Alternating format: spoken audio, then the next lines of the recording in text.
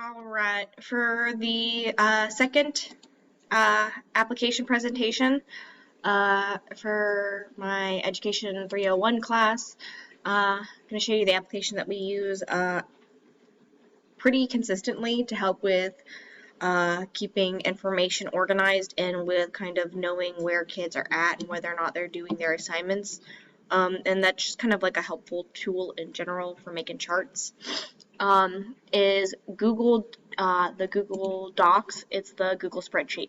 So I'll show you some of the spreadsheets that we use in the classroom that I work at, and then I'll show you how to create a spreadsheet as well. So first, let's show you how to create a spreadsheet. I'm using my Bernal account. I didn't want to use the school account or my work account for that. So if you're in Google Drive, you'll just click New, and you'll go to Sheets.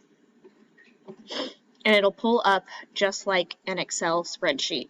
Now, I like using Google Sheets more than I like using Excel because it's easier to add people in.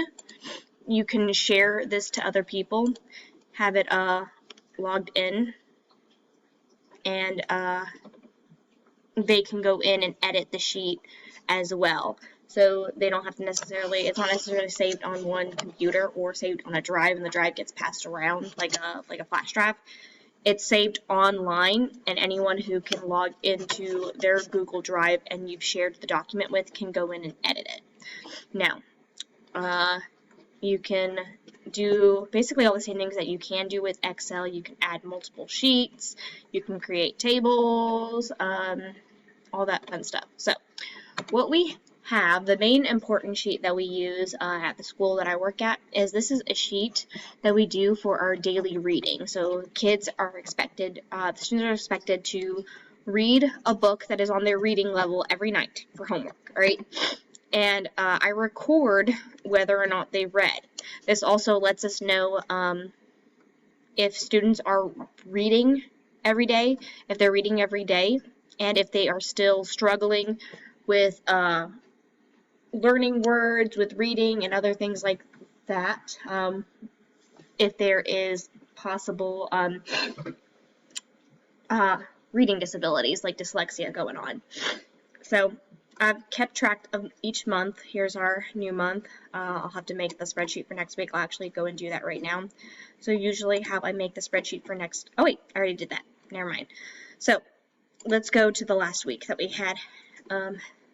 So what I have set up for the spreadsheets. All right, so Monday morning, Monday in the afternoon, we put the books that they're supposed to read along with their reading chart in their agendas. They come in Tuesday morning. Tuesday morning rolls around, I get their agendas, and I go to each student's name for each agenda. I look to see on their reading chart if they read and parents signed off on it. We are also having them, even if the child says they read but a parent did not sign off on it, we are also trying to instill accountability for their own learning. So they have to remind mom and dad, please sign my reading sheet so that I can get credit for it, because we're trying to have them learn that responsibility as well. So we record if they read or didn't read. Now, so we have here listed if they read. So if they were absent that Monday, so Tuesday morning rolls around, all the kids come in, the student was absent that Monday, they did not get a book sent home, so I noted that they were absent. So we continue writing down yes or no, what I have it down for. And I do that for each day. Friday, a book does not get sent home, but on Fridays, if they read every single day, they get an extra reward token. It's a system that we have at the school that I'm at that they have set up. So if they get a reward token for having read every single day, and at the end of the month, if they read every single day for the end of the month, they get a bonus. Now on the side here, I have highlighted in green students that are still eligible for our monthly readers, and students in red are not because they missed a day. So that helps me when I shift and make a copy of the next week to know who did and who didn't. Now, it's really easy for me to continue the information that we have. and continue building a list, because all I can do is easily duplicate the sheet. And it'll continue the information for the next month. I just changed the dates down here, which is pretty easy to rename the sheet and just double click.